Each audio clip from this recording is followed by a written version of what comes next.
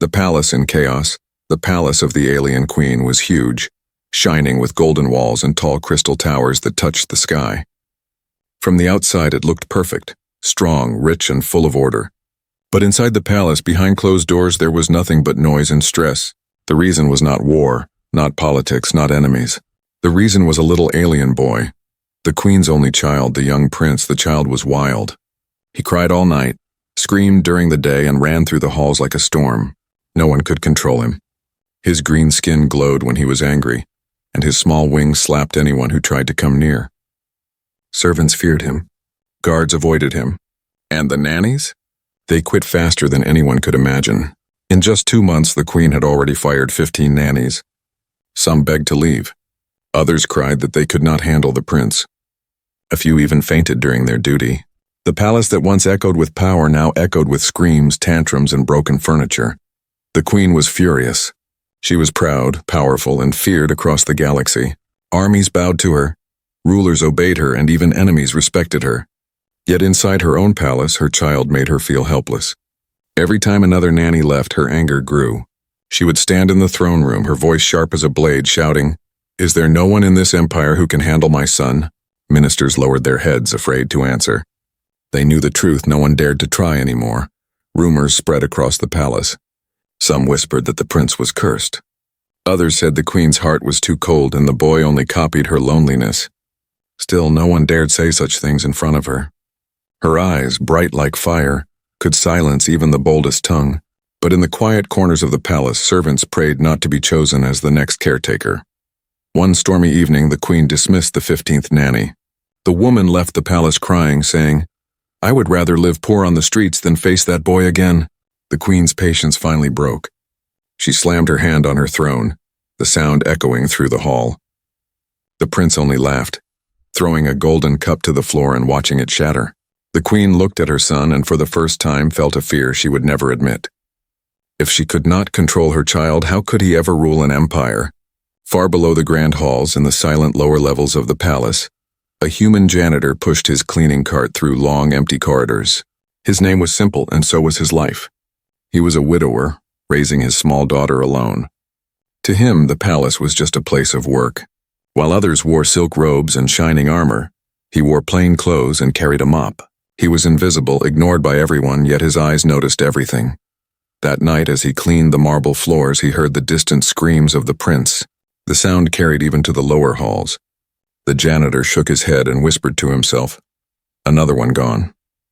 His daughter, sitting quietly beside him with a small book, looked up. "Papa, why is the prince always so angry?" The janitor sighed. "Because he is lonely, my child. Sometimes even the strongest homes can be empty."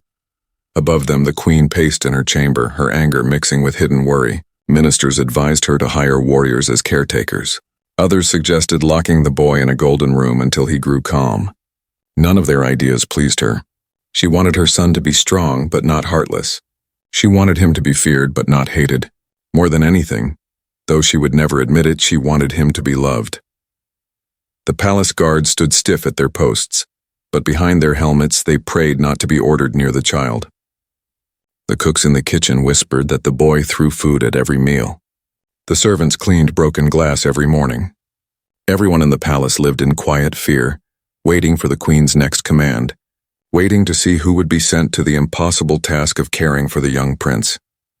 That night, as thunder shook the skies, the queen stood by her window staring at the storm. Lightning lit her face, sharp and proud, but her heart was heavy. She whispered to herself, words no one had ever heard from her lips. "I can rule the galaxy, but I cannot rule my own son." Far below, the janitor finished cleaning and lifted his sleepy daughter into his arms. He did not know that soon his quiet life would be pulled into the center of the palace chaos. He did not know that the queen's problem would become his problem. He did not know that fate had chosen him, the invisible human janitor, to face the storm that had destroyed 15 nannies before him. And in that moment, the palace, though wrapped in silence, waited for the first spark of change. The first meeting. The next morning, the palace was quieter than usual. Servants walked with nervous steps, careful not to make noise.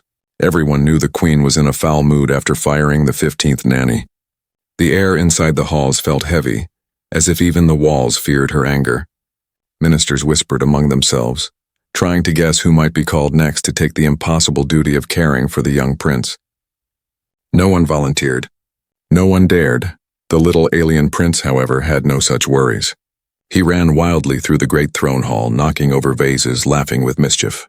Guards pretended not to see, their eyes fixed forward, too afraid to interfere. The queen sat on her throne, her face cold as ice, yet her heart burned with frustration. Each scream of her son was like a dagger cutting her pride. How could a ruler who controlled armies be powerless before one small child? Far below, the human janitor was doing his morning rounds.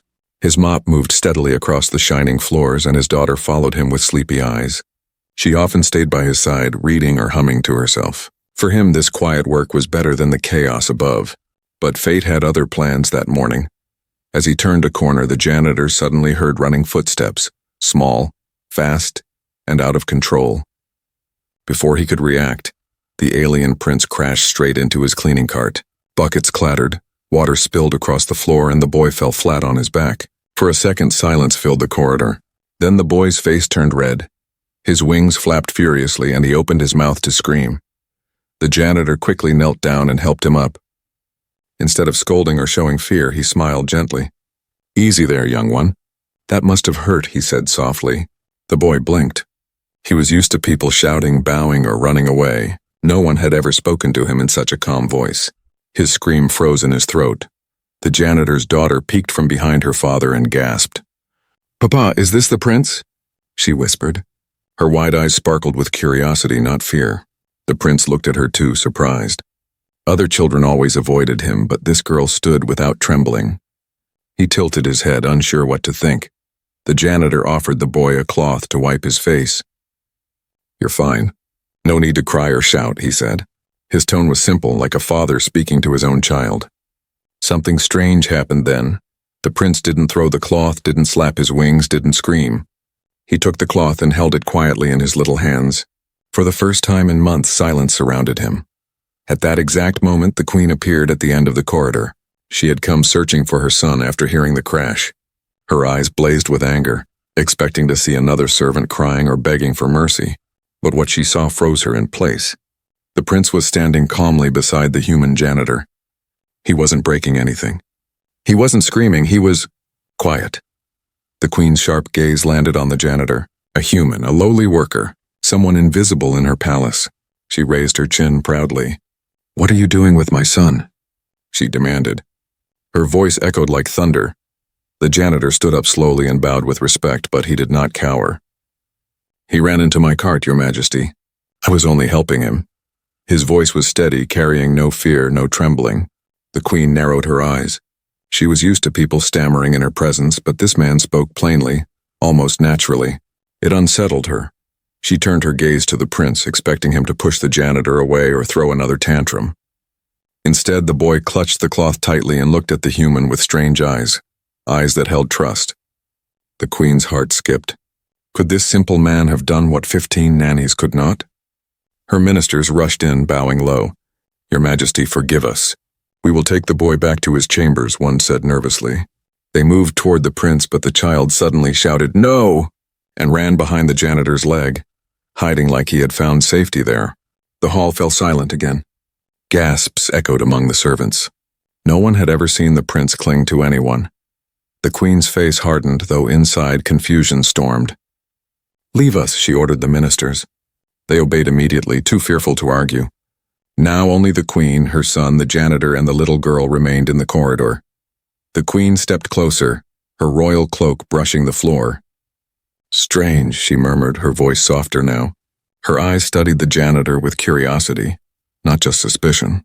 "You are no nanny, no teacher, not even a soldier. Yet my son listens to you." She tilted her head, her crown shining under the palace lights. "Why?" The janitor met her gaze respectfully. "Because I speak to him as a father, not as a servant or a ruler. Children can feel the difference." His words were simple, but they pierced through the heavy silence. For the first time in years, the queen felt speechless. Her son tugged at her hand, pointing at the janitor's daughter. "Can she play with me?"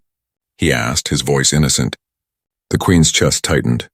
She could not remember the last time her son had asked for a friend. The janitor bowed again. "If it pleases your Majesty, they can play. It will do no harm. The queen said nothing at first. Her pride told her to dismiss the human, to order the guards to remove him. But a deeper voice inside whispered that this man was different. Her son's eyes, bright and calm for the first time, gave her the answer she feared and needed. She turned sharply and said, "Tomorrow, you will bring your daughter to the prince's chamber. I will see if this peace remains." Her tone was royal, but her heart beat with unusual hope. As she left, the janitor lifted his daughter's hand and whispered, "Stay polite, little one. We have just stepped into the storm." He did not know how right he was. The queen's test the next day, the palace was buzzing with whispers. Servants talked in hushed voices about what they had seen. The young prince hiding behind the human janitor, refusing to let go. Many laughed in disbelief. Others shook their heads, saying it was dangerous. Ministers called it shameful that a lowly human could calm the royal child when noble trained nannies had failed. But in the queen's heart, confusion was growing. For years she had ruled with strength and cold command. She believed power was the only way to lead. Yet her son, her only heir, had shown affection to a man who had no rank, no power, no armor, only a mop and a soft voice. The queen could not ignore it. Still, she was not ready to trust easily. If the janitor truly had some hidden gift, she needed proof. She would test him. That morning she summoned the janitor to the throne room. He came quietly, his little daughter holding his hand. The boy prince was already there, fidgeting near his mother's throne. When the child saw the janitor, his eyes lit up and he ran forward without hesitation. Gasps filled the chamber. Ministers exchanged nervous looks. The queen raised her hand to silence them. "Human," she said, her voice firm. "Yesterday my son showed strange behavior in your presence. Today I will see if it was only chance or if you truly hold some skill." The janitor bowed. "I will do as you command, your majesty." The queen's eyes narrowed. "You will care for my son for one full day. No servants, no guards, no interference. If he harms himself or if he loses control, you will take full responsibility." Her tone was sharp like a blade. The ministers murmured in shock. One dared to speak. "Your Majesty, is it wise to leave the prince with a commoner?" The queen silenced him with a single glare. Then she looked at the janitor, waiting for fear or hesitation. But the man only nodded calmly. "Very well," he said. And so the test began. The boy prince led the janitor and his daughter to his private chambers. At first, the room looked more like a battlefield than a child's room. Toys were broken, curtains torn, furniture scratched. The boy grabbed a crystal ball and threw it across the floor, expecting the janitor to shout or scold like all others. But the human only walked over, picked up the broken pieces and sat down on the floor. He looked at the boy with gentle eyes. "Do you know what happens when you break everything around you?" he asked. The boy shrugged. "Nothing. They bring new ones." The janitor shook his head. "No. When you break things, you also break the happiness in the room. And happiness cannot be replaced." The prince frowned. No one had ever spoken to him like that. Ministers always bowed, nannies always begged. This man treated him like a real child, not like a little king. The janitor's daughter giggled and sat beside the prince. She handed him a small wooden toy from her pocket. "You can play with mine, but don't break it, okay? It's my favorite." The boy looked at the simple toy, nothing compared to his golden treasures. Yet something in her trusting smile stopped him. He held the toy carefully, his small claws not scratching it. For the first time, he tried to be gentle. Hours passed. Instead of screams, the chamber filled with laughter. The janitor told stories from his home planet, about rivers, birds, and nights full of stars. The boy listened wide-eyed. He had heard many tales from books, but none spoken with such warmth. When he grew restless, the janitor didn't shout. He guided him into games, simple but fun. Even meals were different. Instead of throwing food, the boy shared bites with the janitor's daughter. Laughing when she made silly faces, hidden palace spies watched from secret corners, ready to report failure. But what they saw was shocking. The young prince acting like a normal child. No tantrums, no broken glass, no screaming, just laughter. By evening, the queen called them back to the throne room. The ministers waited, expecting disaster. But when the boy walked in, holding the janitor's hand, calm and smiling, the entire hall fell silent. The queen's eyes widened slightly. For years she had prayed for such peace.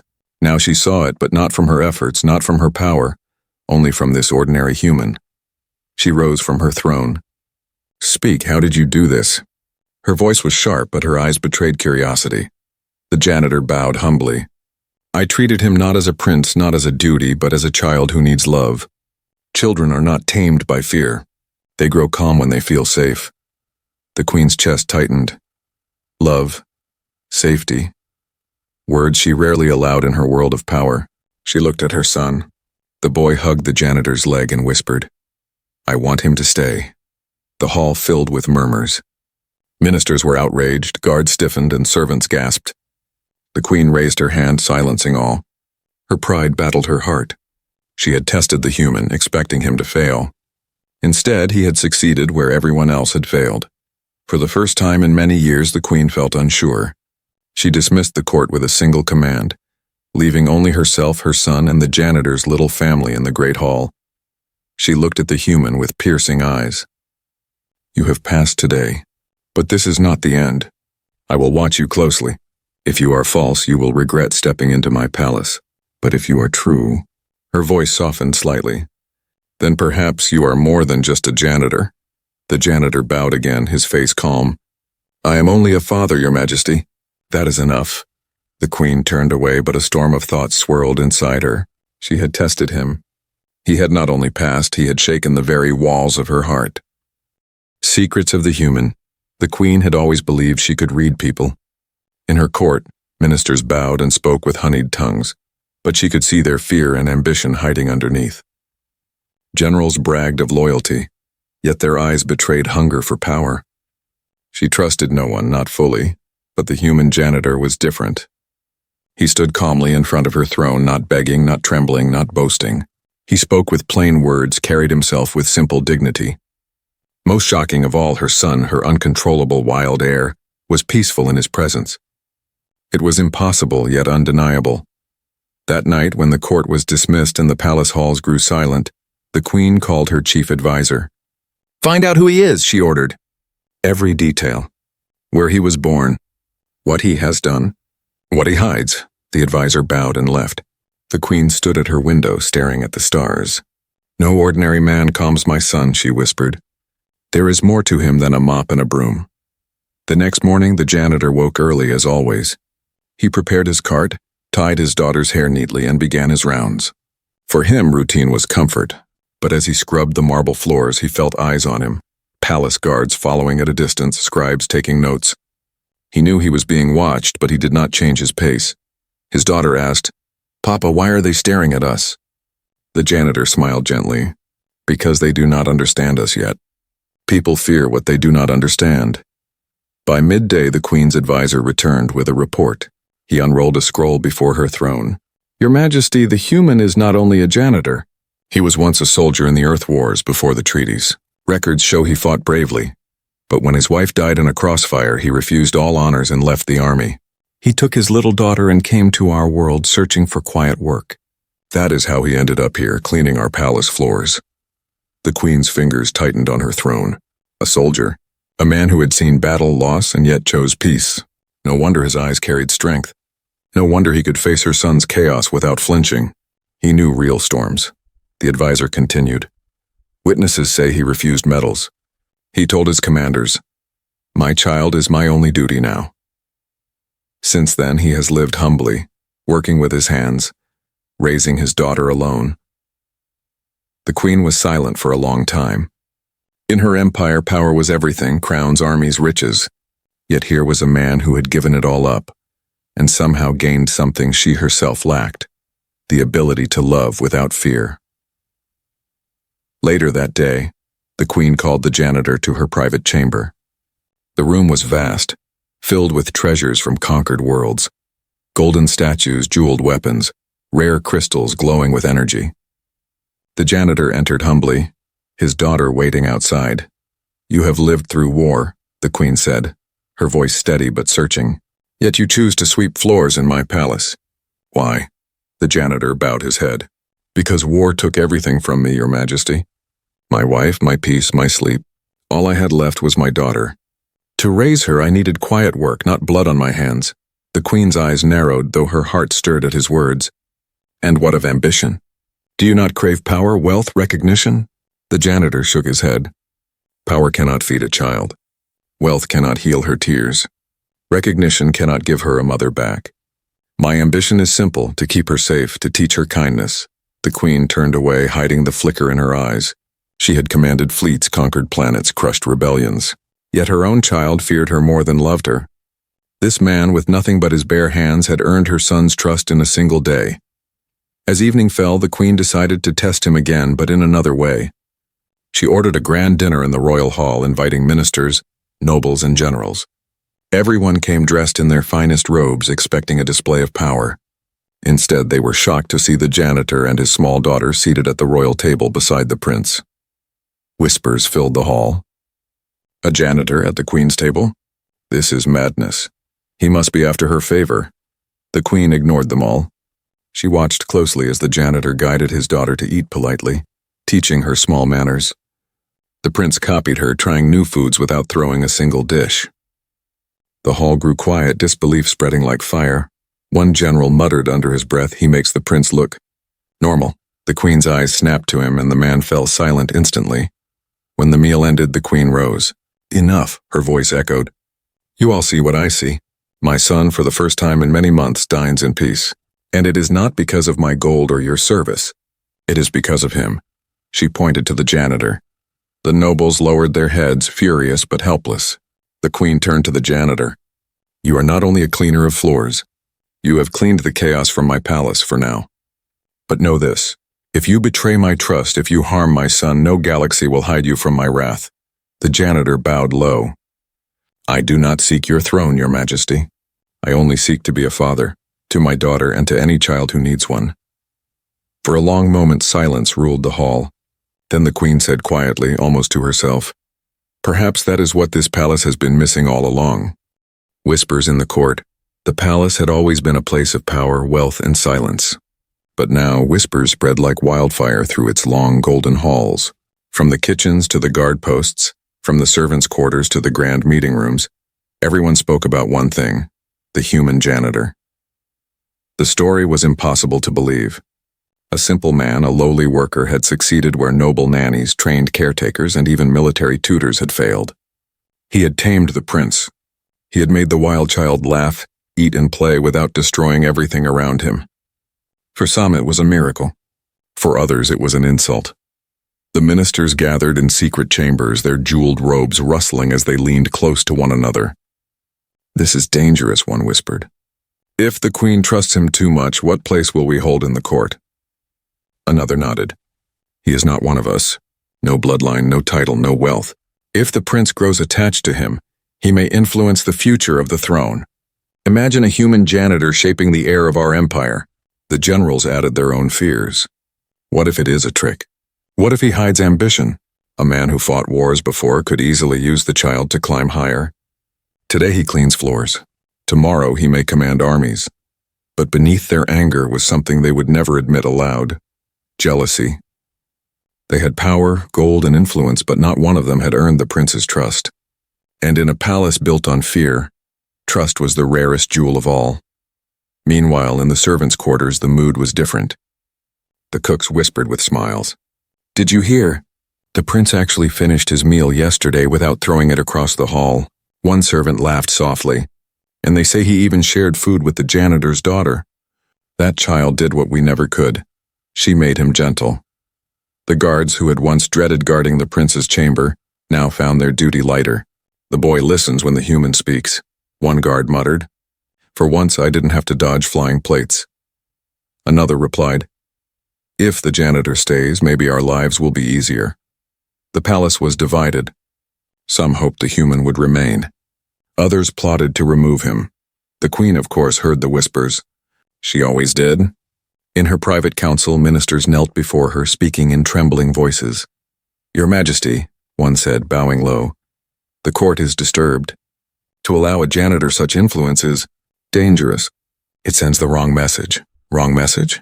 The queen's eyes blazed. "That my son is finally calm? That he smiles instead of screams?" Her voice thundered across the chamber. "Tell me which one of you has done better?" Which one of you has given me peace in my own palace? Silence fell. No one dared answer. Still, when the queen dismissed them, their resentment grew deeper. In their eyes, the janitor was no miracle. He was a threat. That evening, the janitor and his daughter sat with the prince in the royal garden. The boy chased butterflies with clumsy wings, laughing while the little girl clapped for him. The janitor watched with a soft smile, his hands resting on his knees. For him, it was a simple moment, children being children. But he did not know that shadows watched from behind the trees. 2 ministers stood hidden, their jeweled cloaks blending into the greenery. One hissed, "Look at him." The queen watches from her window, and already she sees him as more than a servant. If this continues, she may raise him higher. Then what becomes of us? The other minister's lips curled. We will not allow it. A man like him must stumble, and when he does, we will be ready to push him down. They left the garden with dark plans brewing. Later that night, as the palace quieted, the queen sat in her chamber. She looked at her son, sleeping peacefully for the first time in months. His small claws clutched the simple wooden toy the janitor's daughter had given him. The queen's heart softened but also grew restless.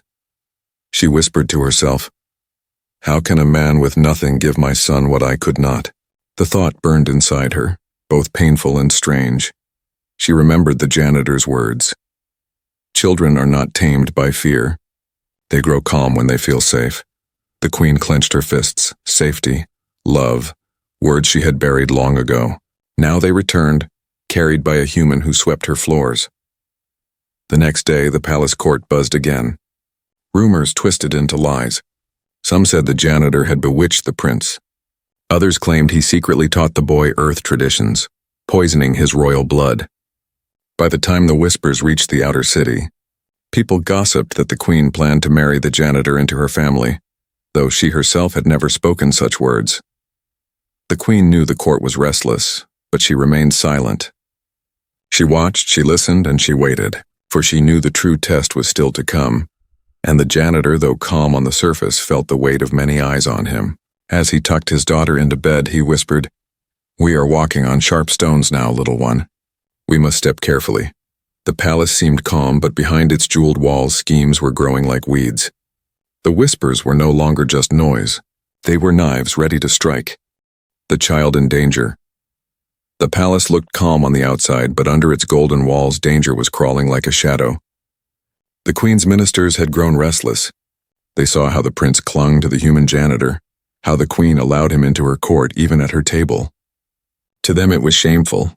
To some it was dangerous.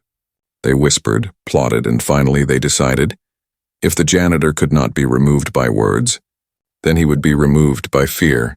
That fear would come through the prince himself. It was late at night when the storm broke. Dark clouds covered the moons, and the palace stood under heavy rain. Guards patrolled the gates as usual, but none of them noticed the shadow slipping past. A group of masked intruders moved silently across the outer walls. Their mission was clear: create chaos, harm the prince, and blame the human for failing to protect him. Inside the palace, the janitor had finished his shift. His daughter was asleep in a small bed, clutching her blanket. He was just closing his eyes when he heard something, a sound too sharp, too strange. Not the usual echo of the palace. A crack of glass. A faint hiss. His instincts, sharpened from years of war, awoke immediately. He grabbed the small blade he still kept hidden under his cot. Quietly, he moved into the corridor. At the same time, the young prince was in his chamber, restless and unable to sleep. He clutched his wooden toy, thinking about the day's games with the janitor's daughter. Suddenly, the window burst open.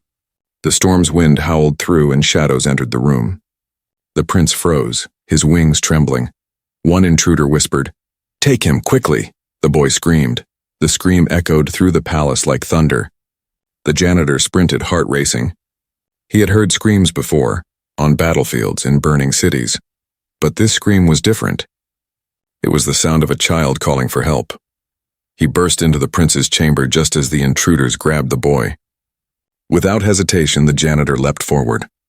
His blade flashed under the dim light. One attacker fell back, groaning. Another swung a weapon, but the janitor blocked with his arm, pushing the prince behind him. "Stay behind me," he shouted. The boy clung to his leg, terrified.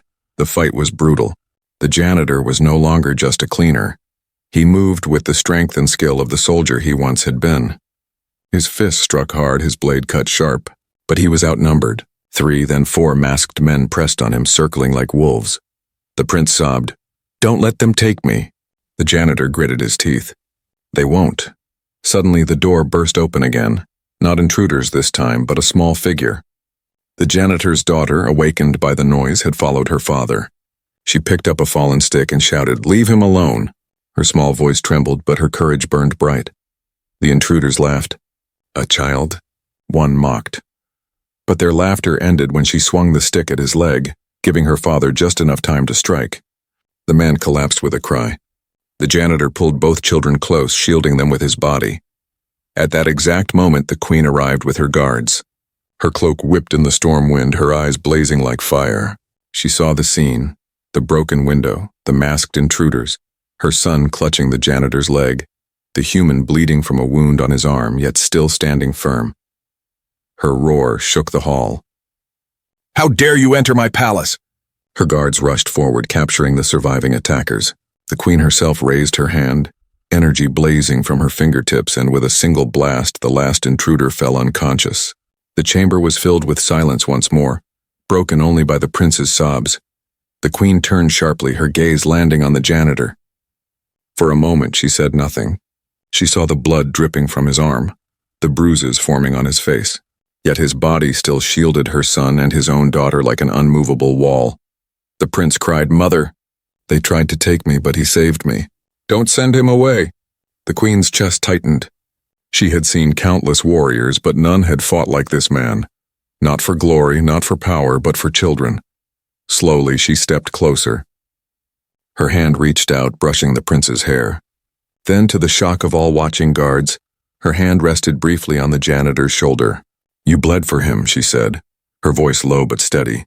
"For my son." The janitor bowed his head, breathing hard. "I would bleed again if it means he is safe." The palace guards dragged the intruders away. Already rumors began to swirl. Who had sent them? Why target the prince? The queen knew the answer. Jealous men in her court, afraid of losing power. But she said nothing yet. She would deal with them soon. For now she looked at the janitor, at his daughter, at her son still clinging to him. And for the first time in many years, her voice softened, almost human. "You are no longer just a servant," she said. "You are his protector." Gasps echoed among the guards. The prince smiled through his tears and hugged the janitor tightly. And in that moment the queen knew. Her palace had changed forever. The queen's decision, the storm had passed, but its echoes still haunted the palace. The broken window in the prince's chamber had been repaired, the floors cleaned, yet whispers lingered in every hall. Servants spoke of the human janitor fighting like a warrior. Guards muttered about how he had shielded the prince with his own body. And nobles, their jeweled heads held high, grumbled that the queen was letting a commoner rise too close to her throne. But the queen was silent. For 3 days she spoke little to her court. She spent her time in thought, watching her son, listening to his laughter as he played with the janitor's daughter. She saw how the boy's tantrums had faded, replaced by curious questions, bright smiles, and even, at times, gentleness. One evening, the queen stood alone in the grand throne room. The walls glowed with soft light, and the silence pressed around her. For the first time in years, she did not think of armies or conquests. She thought of her son. She thought of his future. And she thought of the man who had stood against assassins with nothing but a small blade and unshakable courage. Her mind was torn. She was a queen, ruler of a vast empire. Could she truly place her trust in a janitor, a human outsider? Yet her heart knew the truth. No minister, no general, no noble had given her son what this man had, a father's love. The next morning, the queen summoned the court. Ministers, generals, nobles, and servants filled the throne room, their whispers buzzing like bees. The janitor stood at the center, his daughter by his side. The prince clung to his sleeve, refusing to let go. The queen rose from her throne. Her cloak swept the floor, her crown gleamed, and her eyes blazed with command. The room fell silent. 3 days ago, she began, her voice steady. Enemies dared to enter my palace. They sought to harm my son, the heir of this empire. She paused, her gaze sharp as a blade. But they failed. And they failed not because of you. Her eyes swept over the ministers. Not because of you. She turned to the generals. Not because of your guards or your riches or your empty promises. She lifted her hand and pointed to the man beside her son. They failed because of him. Gasps filled the hall. The nobles stiffened, their jeweled faces pale. The ministers exchanged nervous glances. The general scowled. But no one dared interrupt. The queen continued, her voice rising.